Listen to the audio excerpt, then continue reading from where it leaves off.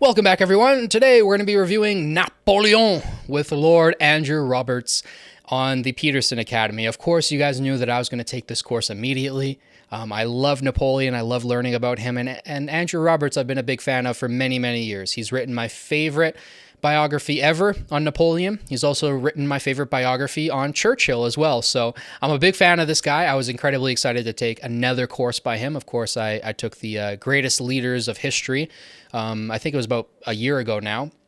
And now we have this Napoleon course, which was absolutely fantastic. I loved it so much. Didn't learn the most because I've studied Napoleon quite a bit, but there were a couple facts that were sprinkled in throughout these lectures that I didn't find in any of the books that I've read on Napoleon. So there was some new information in there. So lots of great stuff to talk about today. As always, I'll go through the synopsis on the Peterson Academy website first. Then I'll talk about the names of all the lectures. I'll just quickly go through them all so you guys can see in which direction this course goes. We'll go over the recommended books and kind of my concluding thoughts on the course. So yeah, if you guys like this video, don't forget to like, subscribe, share with your friends to help boost this channel in the algorithm. Let's get into the synopsis. In Napoleon, an 8-hour course, Lord Andrew Roberts presents the life and legacy of Napoleon Bonaparte. We examine his military genius demonstrated in campaigns across Europe and Egypt, his transformative reforms of French society and law, and his complex character combining ruthless ambition with intellectual depth. The course analyzes Napoleon's strategic innovations, leadership style, and ultimate downfall at Waterloo, while assessing his enduring legacy as both visionary reformer and flawed conqueror, whose influence continues to shape our understanding of leadership and modern Europe. So yeah, I hope that gives you guys a better sense of what the course covers. It just covers the complete life of Napoleon, really. It's not I don't want to say a dumbed down version. It's more of a condensed version of his biography on Napoleon. A lot of the facts that he presented were directly from his biography. So like I said, I didn't learn the most from this course because I've already read his biography, Andrew Roberts' biography on Napoleon twice.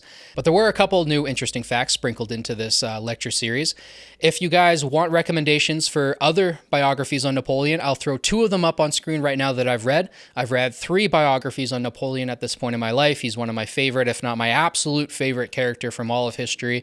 And I'll throw up on screen another book called The Napoleonic Wars by Alexander something. It's also fantastic if you really want to get kind of not a day-by-day, but close to a day-by-day account of all the Napoleonic battles and all the Napoleonic Wars.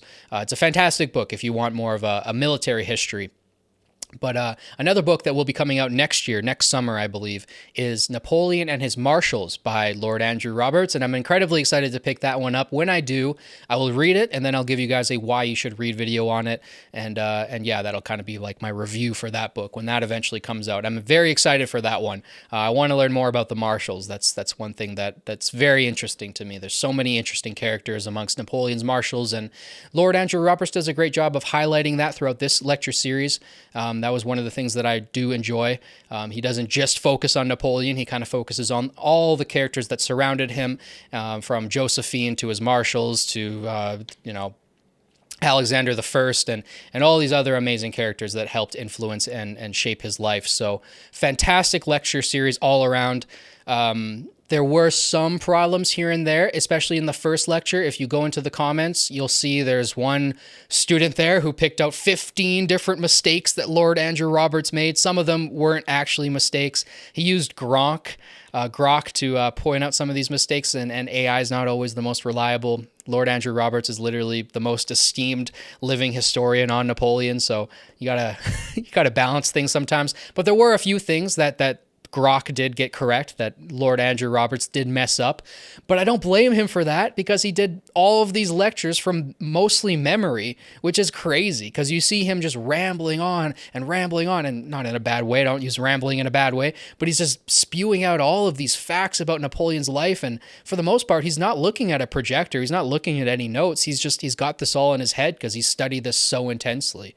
He's read thousands of letters from Napoleon. I think he's visited over 50 of the battle sites. So this guy knows his stuff when it comes to Napoleon, even though he might get a couple things factually wrong here or there. You got to forgive him for that because he is truly one of the most talented and Definitely, I think the leading scholar when it comes to Napoleon, at least today. So next up, I'm going to give you guys the names of all of the lectures so you guys get a general sense of the direction in which this course goes. So the first lecture is called The Rise of Napoleon. The second one is Italy and Egyptian Campaigns. The third one is Transforming France. The fourth lecture is Work Habits and Achievements. The fifth lecture is Austrian and Spanish Campaigns. The sixth is Napoleon's invasion of Russia. The seventh is 100 Days in Waterloo.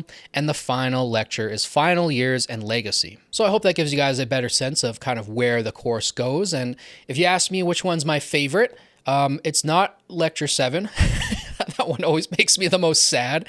I hate learning about Waterloo or reading about it, I guess, and just going, damn, I wish he won. Maybe that's the French blood in me. I don't know. But my favorite lecture was definitely, I think it was the fourth one, Work Habits and Achievements. That one is particularly good because Lord Andrew Roberts highlights the work ethic of Napoleon better than any other scholar I've read or historian I've read when it comes to Napoleon. He has almost entire chapters throughout his biography just dedicated on how relentlessly this guy worked, how many letters he wrote, how little he slept. He slept 4 hours a night on average. He always had a chicken roasting all throughout the day, 24 hours a day. There's always a chicken on roast, so he could just stop and have a chicken. He was able to sleep in carts that were bouncing around. He was able to sleep during battles. He literally had a nap during a battle one time when cannons were firing off. So this guy was a very, very impressive character, and I think Lord Andrew Roberts does a better job than anyone at highlighting that. So I really, really liked that lecture, and obviously I also liked where I forget, I think it's the fifth lecture, the Austrian campaign, where he talks about Austerlitz, obviously Napoleon's greatest victory. That's always a fun one to read about because you read about Austerlitz, and the more you read about it, the more you get into it, the more you look at pictures from the battle site. I've never been there myself. I want to go one day, but the more you dive into this battle, the more you realize that it's truly, I think it's the greatest military achievement like ever. Like for me, it's the most impressive a general has ever been in battle throughout all of human history. I could be wrong. You know, it could be Hannibal at Cannae. It could be Rommel in the deserts of Egypt. It could be Subutai in leading the Mongols in their campaigns. Like, there's so many different places you can go with it. You can go with Julius Caesar crossing the Rubicon. Like, there's so many different examples of great military feats by great leaders. But for me, Austerlitz, just from a tactical perspective, is just so damn impressive. So I love learning about that battle more and more. And the eighth lecture was quite good as well. The final lecture, I love the way Lord Andrew Roberts talks about Napoleon, even being an Englishman. He has so much veneration for him. I remember one student in the last lecture at the very end kind of asked, like, all of these wars and wars across Europe and what he did in Spain and the Goya paintings and what happened in Russia with all of his troops, like all this suffering across Europe. Like, how can we really justify looking up to Napoleon as a great man when all of this suffering happened in his name? Now, the question was ill-formed, but she didn't realize that at first. It's completely fine. The way Lord Andrew Roberts answered it was brilliant, and it's why I love him so much, especially as a Frenchman, French Canadian.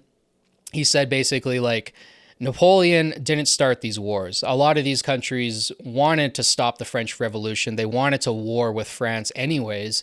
5 of the coalition campaigns were started by the coalition countries, the countries fighting against Napoleon, and only two of the coalition wars were actually started by Napoleon himself. So I just like the way that he balances history, the way that he looks at Napoleon with an objective lens, and he sees him for the great man that he is. Like, he was a great human being. Whether or not he was a good person or a bad person or morally, whatever you want to think about Napoleon, that kind of is separate from his greatness. He's obviously a great individual. You look at what he did, you looked at what he achieved in only 51 years of life, less than that even, because the last few years of his life he spent alone on an island.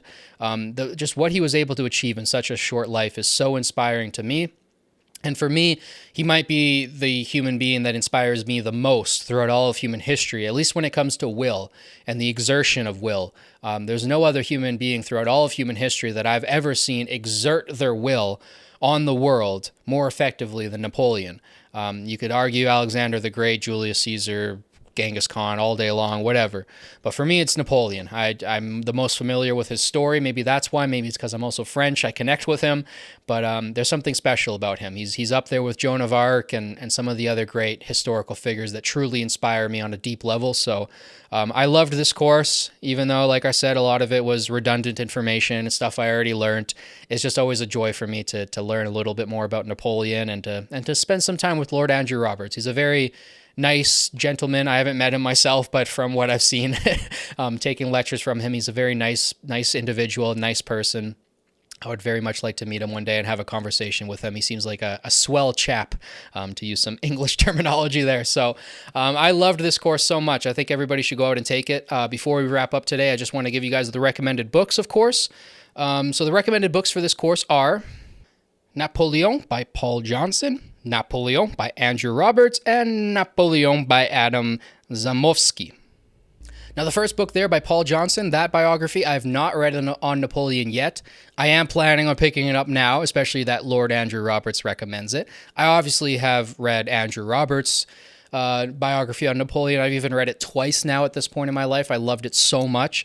And I have read Adam's book on Napoleon as well. I also think that one's fantastic, especially combining it with your reading of Andrew Roberts' Napoleon biography. It's good to get kind of two perspectives there.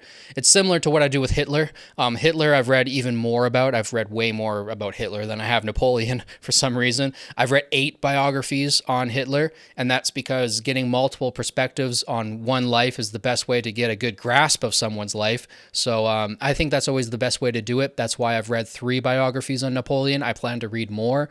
I think there's been several thousand written on Napoleon. I don't plan on reading all of them.